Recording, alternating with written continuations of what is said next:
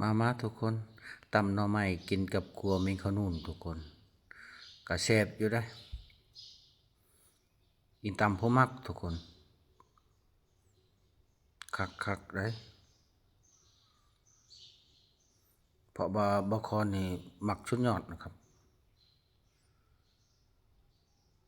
มาอีกสิทุกคนมากินนำกันแซ่บเลยทุกคนแซ่บอินตำผู้มักทุกคน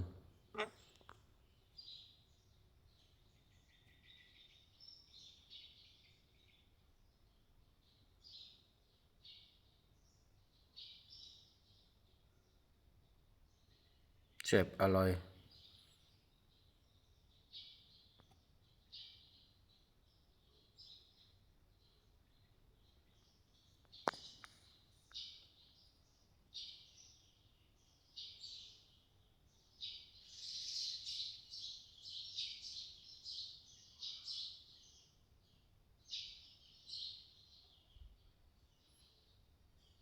ไผคือกินเลยคอมเมนต์มาเด้อทุกคนถือว่าบ่คอนมักชุดยอดทุกคน